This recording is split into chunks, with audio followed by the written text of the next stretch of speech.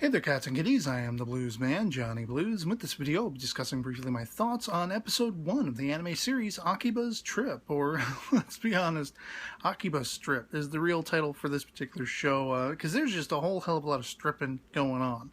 And not in the Keijo sense. I mean, this first episode, I'm going to lay out the brass tacks for you. Not going to be covering this one in episodic reviews, and I don't know if I'm actually going to be sticking to watching it. It was one of those things where the whole first episode was, for the most part, entertaining. We're following around a main character who's somewhat of an otaku. He's in Akihabara, he's spending the day with his sister, and crazy hijinks ensue. I love how he's trying to get away from the solicitor chick by coming up with all these, anime-based flights of fancy. He's an aspiring writer as well, which speaks to my soul, being an aspiring writer myself, and he's coming up with all these highfalutin crazy things to, get away from her, make her think he's crazy. It's something I would imagine if you were playing Dungeons and Dragons back in the early 80s, you might try to get away from, Jehovah's Witnesses by throwing at them, hey, the orcs are coming around the corner, So that was funny. I mean, for the most part, it was funny. I liked the backdrop. The animation, the character designs, I like for the most part, but the animation style is not quite to my sort of the things I like aesthetically, or am attracted to when it comes to anime. I didn't like it, wholeheartedly, where I did think it was crisp and clean. I liked the action, the momentum, and everything like that. It just didn't scream out to me like, this is a series I'm going to want to continue watching. And really, that's my sort of baseline impression was I was, for the most part, entertained by this first episode. But I don't feel like it's ever going to get any better. Like, this is the status quo. This is what we're going to get. The gag is, you got to strip people who have this, fever effect overtake them. I don't know whether it's some sort of, infesting agent, something at the molecular level.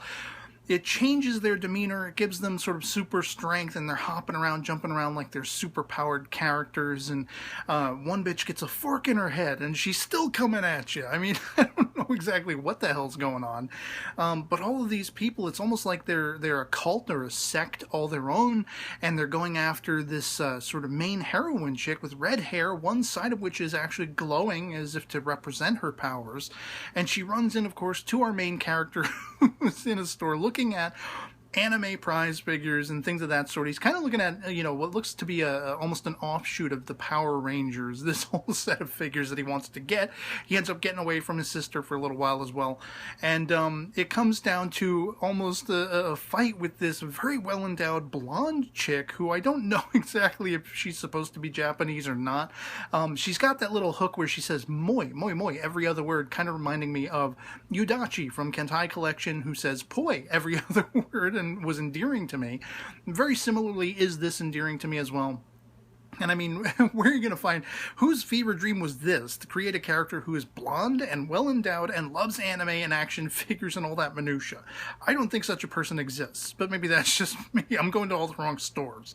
But in any case, of course, our main character sees her boobs a-hopping up and down, and he lets go of the figure. He desperately wants this, it was controversial when it came out. He was the fat version or something like that with the wrong paint, but he wants it anyway, and she wants it too, and so all of a sudden, our main heroine with the red hair comes in thinking she's one of these, what is it exactly, the buggers, the bugs? She's fallen prey to whatever this thing is that mind controls them, or whatever like that. So she goes on the attack, and apparently off screen, she strips this very well-endowed blonde chick, of her cosplay attire. I don't know exactly what she was cosplaying, if it's a reference to something or not. Our main character realizes, oh crap, something is ensuing where my sister was going, and there was an explosion, and they have these little, army fatigue wearing guys who cordon off the area, and so of course he goes beyond the cordoning and tries to find his sister, comes under the attack. Our main red-haired heroine comes in again, and it's basically he almost sacrifices his life for her, which was a surprise to me. But I knew, looking at the OP, okay, wait a minute, he has blue glowing hair on the one side the way she has the red glowing hair, but that hasn't happened yet. So are we going to see this happen? Is this where it happens? How does it happen? And of course, that is the main crux of them, sparring together. And in effect, he ends up almost saving her life, she decides to in turn save his by giving him this nice smooch in death, which apparently re-invives his life, and now he's got the same kind of abilities and powers she has to go after these buggers or bugs or whatever the hell they are, and he does so pretty masterfully. I gotta wonder if he's been spending all that time at home as an otaku, you know, playing games and all this kind of stuff, and he gets it. He immediately catches on to what needs to be done, strips down the enemies and everything like that. The main chick, like almost in a maid, you know, cosplay garb, he actually strips her down completely naked, and everyone's like losing their minds out in the streets and everything. This, I might add, after we basically see the blonde chick come back in, and he ends up excusing his sister off on her, who is unconscious. She's like been completely brain warbled by everything going on with the explosion and these buggers running around. And like all of a sudden she's in like a geisha attire or something like that. Another cosplay, perhaps. I don't know. I think this chick, it might be my favorite character, not only for the moi moi moi stuff, but is she going to be like different, like looking different every single time? Are we going to see like a slave Leia outfit at one point? You know, which is like, vavoom, okay, I'll tune in for that. But the baseline reaction I had to the whole first episode was, hey, this is actually a great first episode. It's entertaining, with the exception of some of the middle part, which got me yawning a little bit. I found myself losing a little bit of interest, but, you know, the action kicked back up again and got me back invested in it. But I feel like this is all this show's going to be. This is all it's going to really amount to. And I don't think it's going to have the longevity of One Punch Man or a Keijo. You know, the laughs weren't highfalutin. They weren't a mile a minute. They weren't coming like off a assembly line, you know, like those other series were, to keep me invested, you know. I don't think there's going to be much more broadening of the story or anything like that with this particular anime. I may still watch it, but I don't feel like I'm going to be watching it all the way through to the end, and I definitely don't want to waste time talking about it every single episode, when this is probably going to be the status quo, where they just, you know, they fight these buggers or bugs or whatever they are in the streets of Akihabara, strip them down, and boom, everything's said and done. If there is, at some point, some next level stuff, I might make post after post over on Facebook, as I sometimes do if I'm not covering an anime in video reviews and such like that. But, so yeah, I mean, it was an enjoyable, entertaining first episode for the most part.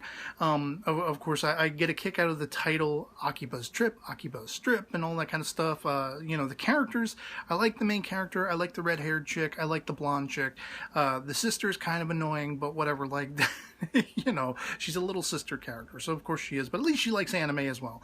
And, you know, I mean, it's nothing spectacular. It's nothing I can see really investing a whole hell of a lot of time in, but I'll cursorily be watching it and see if it picks up and such like that. Maybe, who knows? I mean, I've been surprised before. Maybe I'll be motivated to come back in a week's time and talk about episode 2.